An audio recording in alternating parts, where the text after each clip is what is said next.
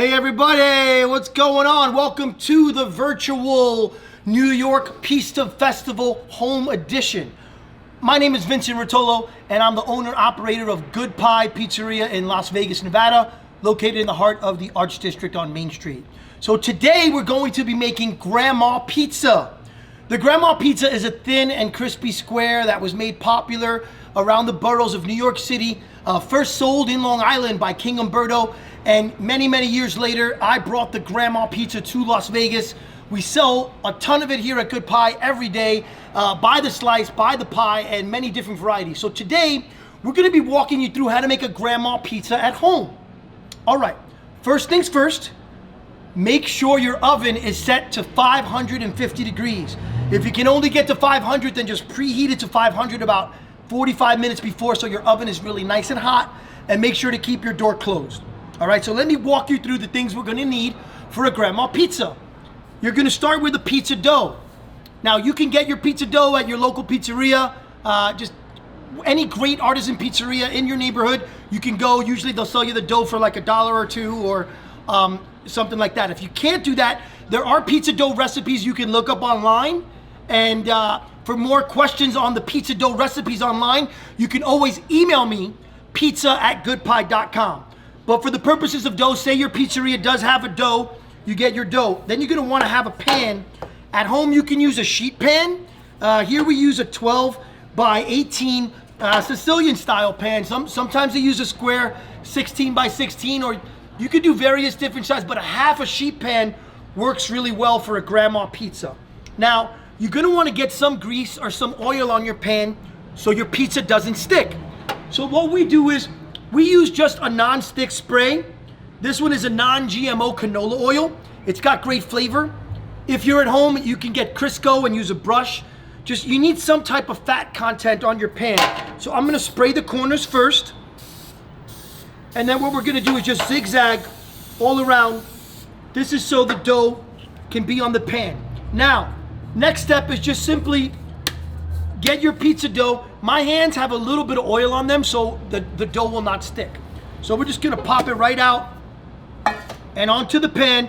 And what you wanna do is start to gently work your dough into the rectangle shape. So I'm already kind of working my dough a little bit.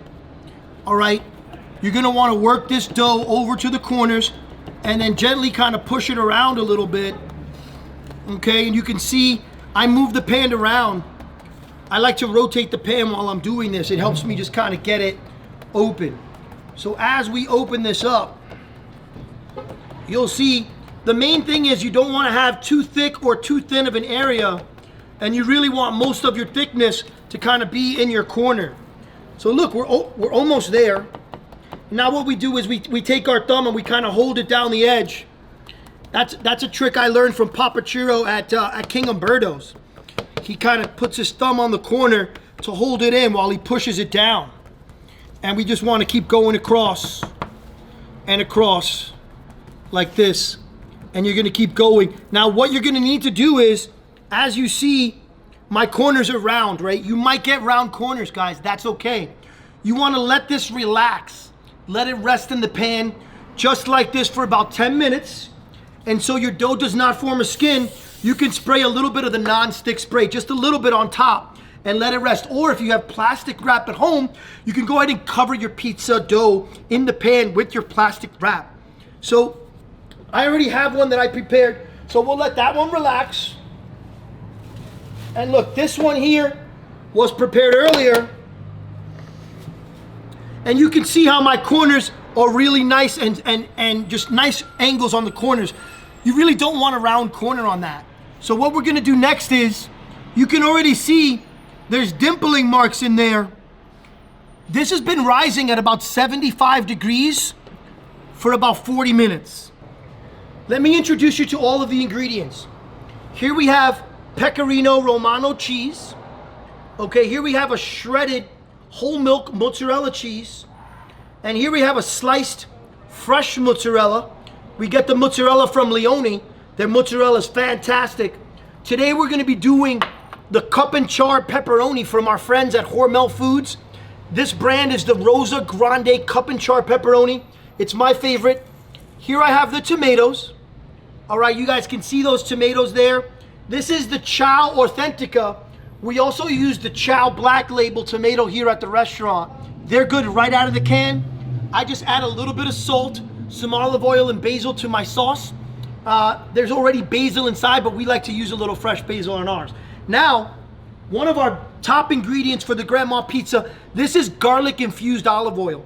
So what you can do is if you have an emulsion blender, you get a good quality olive oil, you put it in a big bowl, you can emulsify just peeled whole peel garlic in there, or you can roast the whole peel garlic on a low temperature in your oil to get your infusion. So the garlic oil is gonna be the base of the grandma pizza, and we're just gonna put it through like that, okay? There's your garlic oil. Now, the next step to making the grandma pizza, we're gonna get the Pecorino Romano cheese. We're just gonna kind of spread it around, right? Just like that. We'll spread this around. All of the dough that we make here at Good Pie, we're using the Caputo Americana and also the Americana Super. Next, get this mozzarella and we're just gonna push it all around. And what I like to do is, I like to put a thin layer of mozzarella on this. This is about 7 ounces of cheese. And I'll put a little bit more. I'll tell you why, because you don't want to overdo the cheese, guys. You don't want to overtop this pizza. When you're making a grandma pizza, less is more. Now watch my fingers. I'm going to push the air into the edge again, and you'll see the edge of the pizza starting to form an airy crust. All right? All right, now if you're just joining us, we're making grandma pizzas today with Vincent Rotolo of Good Pie.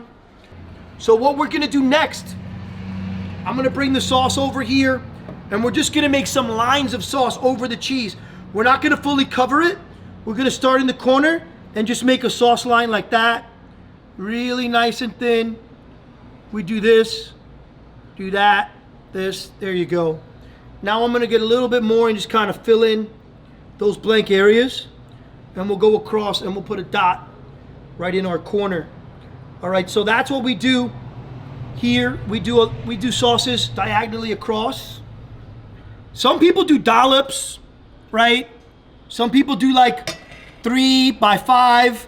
You know, it's your sauce. The main thing is that you're not overdoing it, guys. You're not overdoing it. Next is the fresh mozzarella. So what we do, our method is cheese, cheese, sauce, cheese. That's how we do it here at Good Pie. So we're just gonna add in this slice, this Leone, this is, I always like to taste, oh my goodness, phenomenal, really creamy, so good. And we're just gonna put a couple more little pieces of fresh mozzarella across.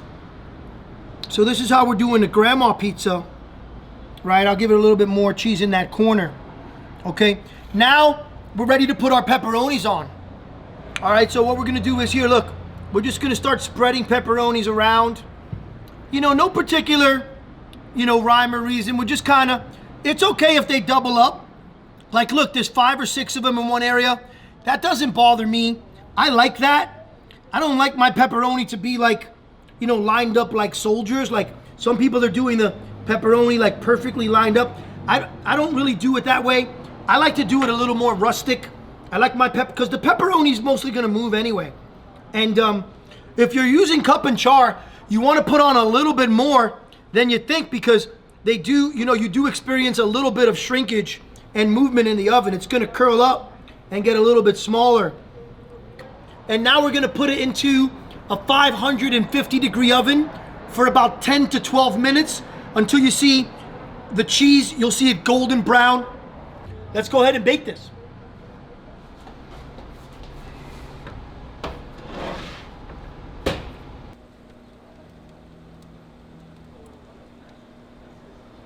About 10 minutes has gone by. Our grandma pizza should be ready. We want a really nice dark brown color on this pizza. Let's just check it out. Oh, look at this. Yeah, I'm gonna bring it right over here. So we're just gonna put it right down on this deck here. So you can see we got a really nice golden brown to dark brown. The pepperonis have cupped up. I mean, this is a perfect bake for us. We like it. We like a nice char on the pizza. What we want to do is try to get the pizza out. Now we're just gonna kind of go in here, check the bottom. Look at the bottom. Can you get a shot of the bottom? You see the color? That's what you're looking for on the bottom of your pizzas, guys. That's what you want to see. Now we're gonna go ahead and get this right out onto there. We want to land the pizzas right on a baking rack or a screen just to give it some air on the bottom so the steam can release. Okay, and then we're gonna cut this pizza.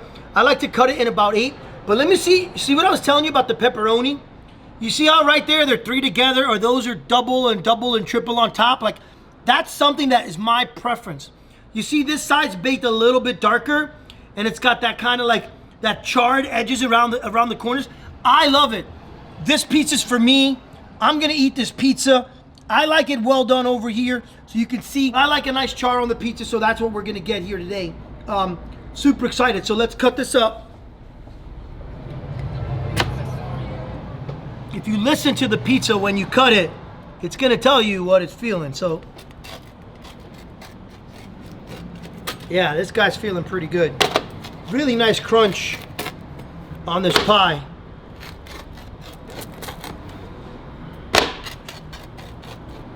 All right, so now, I don't really do a lot of basil. I like a little bit of basil. So I'm just gonna do basil like on half. Some people don't like the basil on the pizza. All right, we'll do that. Basil. I'll do basil on this side no basil. And then we're gonna finish this with, we're using an aged hard cheese here. This is a Grana Padano. It's a ported Grana, aged 18 months. We also use Parmigiano Reggiano, a really good quality cheese. And we're just gonna kind of shave the cheese right onto the pizza like that. Give it nice streaks. This umami, this delicious flavor. All right, so here's this pizza. And that's just what this is, a grandma. When you pick this up, look, you should see a nice undercarriage, right? Good color, good crisp, nice crunch. You see some little air pockets in there, some bubbles. And really, I mean, this side's a little more well done, which I like. I'm gonna eat this side. I don't like the basil. And that side's gonna be for our friends, whoever comes by and get some pizza. So that's it. I hope you enjoyed this virtual version of the New York Pizza Festival. Again, any questions on the recipes, feel free to email me, pizza@goodpie.com. And everybody here at the Pizza Festival, happy eating and be well. Thank you.